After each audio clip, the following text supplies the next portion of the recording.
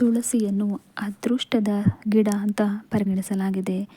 ಅದೇ ತುಳಸಿ ಗಿಡವು ಒಣಗಿದ ಕ್ಷಣ ಅದನ್ನು ಸಾಕಷ್ಟು ಜನರು ಎಲ್ಲೆಂದರಲ್ಲಿ ಎಸೆಯುತ್ತಾರೆ ಅಥವಾ ಕಸದ ಬುಟ್ಟಿಗೆ ಹಾಕುತ್ತಾರೆ. ತುಳಸಿ ಗಿಡ ಒಣಗಿ ಹೋದರೆ ಅದನ್ನು ಏನು ಮಾಡಬೇಕು? ಶಾಸ್ತ್ರ ಏನು ಹೇಳುತ್ತೆ? ಒಣ ತುಳಸಿಯಿಂದ ಯಾವೆಲ್ಲ ಪ್ರಯೋಜನ ಇದೆ ಅನ್ನೋದನ್ನು ಈ ಒಂದು ವಿಡಿಯೋದಲ್ಲಿ ನಾನು ನಿಮಗೆ ಸಂಪೂರ್ಣವಾಗಿ ತಿಳಿಸ್ಕೊಡ್ತೀನಿ. ಹಾಗಾಗಿ ವಿಡಿಯೋವನ್ನು ಎಲ್ಲೂ ಕೂಡ ಸ್ಕಿಪ್ ಮಾಡದೆ ಪೂರ್ತಿಯಾಗಿ ನೋಡಿ. ನಾವು ಶ್ರೇಷ್ಠವೆಂದು ಆರಾಧಿಸಲಾಗುವ ತುಳಸಿ ಗಿಡವು ದೈವಿಕ ವಾಸಸ್ಥಾನವಾಗಿದೆ. ಈ ಕಾರಣಕ್ಕಾಗಿ ನಾವು ಅದನ್ನು ಮನೆಯ ಅಂಗಳದಲ್ಲಿಟ್ಟು ಪ್ರತಿನಿತ್ಯ ಮುಂಜಾನೆ ಮತ್ತು ಮುಸ್ಸಂಜೆ ಸಮಯದಲ್ಲಿ ಪೂಜೆಯನ್ನು ಮಾಡ್ತೇವೆ. ತುಳಸಿ ಸಸ್ಯ ಮನೆಯಲ್ಲಾಗುವ ಒಳಿತು ಕೆಡುಕುಗಳನ್ನು ಸೂಚಿಸುವ ಶಕ್ತಿಯನ್ನು ಹೊಂದಿರುವಂತಹ ಸಸ್ಯ. ತುಳಸಿ ಗಿಡ ಹಸಿರಾಗಿದ್ದರೆ ಅದು ಮನೆಯಲ್ಲಿ ಧನಾತ್ಮಕತೆ ಮತ್ತು ಸಮೃದ್ಧಿಯ ಸಂಕೇತವನ್ನು ಸೂಚಿಸುತ್ತದೆ. ಅದೇ ತುಳಸಿ ಗಿಡ ಒಣಗಿ ಹೋಗಿದ್ದರೆ ಅದು ನಕಾರಾತ್ಮಕತೆ, ಸಂಕಷ್ಟದ ಸೂಚಕ ಅಂತ ಹೇಳಲಾಗಿದೆ. ಕೆಲವೊಮ್ಮೆ ನಾವು ಮನೆಯಲ್ಲಿ ತುಳಸಿ ಗಿಡ ಒಣಗಿದ ಕ್ಷಣ ಅದನ್ನು ಕಸದ ಬುಟ್ಟಿಗೆ ಅಥವಾ ಎಲ್ಲೆಂದರಲ್ಲಿ ಬಿಸಾಡಿ ಬಿಡ್ತೇವೆ. ಇದರಿಂದ ನಾವು ತುಳಸಿ ಗಿಡಕ್ಕೆ ಅಗೌರವವನ್ನು ಸೂಚಿಸಿದಂತಾಗುತ್ತೆ. ತುಳಸಿ ಗಿಡ ಒಣಗಿದಾಗ ನಾವು ಅದನ್ನು ಏನು ಮಾಡಬೇಕು ಅನ್ನೋದು ಕೂಡ ತುಂಬಾ ಮುಖ್ಯವಾದಂಥ ವಿಷಯ. ನಿಮ್ಮ ಮನೆಗಳಲ್ಲಿ ನೆಟ್ಟಿರುವಂತಹ ತುಳಸಿ ಗಿಡ ಒಣಗಿ ಹೋಗಿದ್ದರೆ ಅದು ಮತ್ತೆ ಮರಳಿ ಜೀವವನ್ನು ಪಡೆಯಬಹುದೇ ಎಂದು ಪ್ರಯತ್ನಿಸಿ ನೋಡಬೇಕು.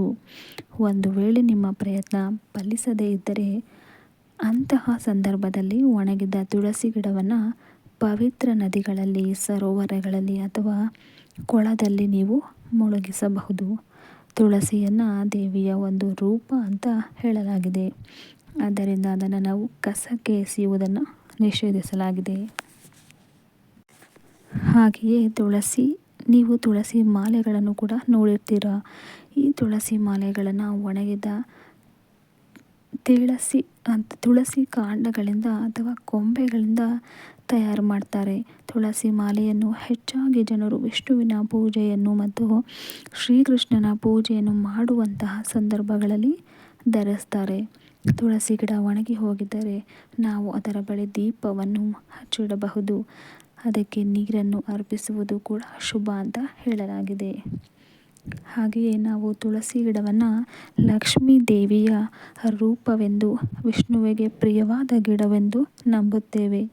ತುಳಸಿ ಗಿಡವನ್ನು ಮನೆಯಲ್ಲಿ ಪೂಜಿಸುವುದರಿಂದ ಸಂತೋಷ, ಶಾಂತಿ ಮತ್ತು ಸಕಾರಾತ್ಮಕತೆ ತುಂಬಿಕೊಳ್ಳುತ್ತದೆ.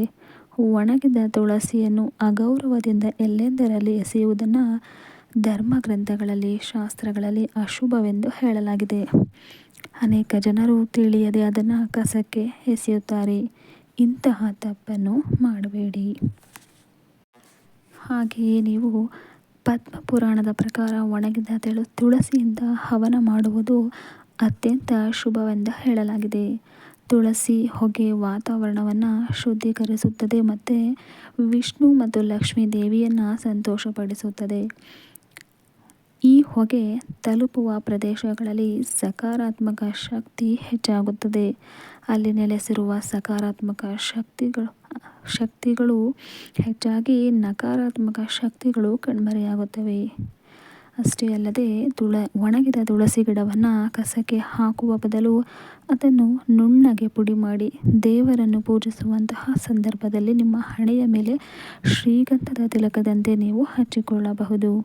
ಒಣಗಿದ ತುಳಸಿ ಗಿಡದ ಪುಡಿಯನ್ನು ನಾವು ಹಣೆಯ ಮೇಲೆ ತಿಲಕದಂತೆ ಹಚ್ಚುವುದರಿಂದ ಅದು ಮಾನಸಿಕ ಶಾಂತಿಯನ್ನು ನೀಡುತ್ತೆ, ಭಕ್ತಿಯನ್ನು ಹೆಚ್ಚಿಸುತ್ತೆ. ಇದನ್ನು ಧಾರ್ಮಿಕ ದೃಷ್ಟಿಕೋನದಿಂದ ಶುಭವೆಂದು ಹೇಳಲಾಗಿದೆ. ಹಾಗೆಯೇ ಮೃತ ವ್ಯಕ್ತಿಯ ಅಂತ್ಯಕ್ರಿಯೆಯ ಚಿತೆಯ ಮೇಲೆ ಒಣಗಿದ ತುಳಸಿ ಗಿಡಗಳನ್ನು ಬಳಸುವುದರಿಂದ ಮೃತರಿಗೆ ಸ್ವರ್ಗದ ಬಾಗಿಲು ತೆರೆಯುತ್ತದೆ ಹೀಗೆಂದು ಪದ್ಮ ಪುರಾಣ ಹೇಳುತ್ತದೆ.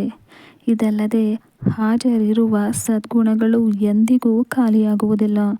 ತುಳಸಿಯು ಮೋಕ್ಷವನ್ನು ನೀಡುವಂತಹದ್ದು. ಈ ಕಾರಣಕ್ಕಾಗಿ ತುಳಸಿಯನ್ನು ಮೋಕ್ಷದಾಯಿನಿ ಅಂತ ಕೂಡ ಹೇಳ್ತಾರೆ.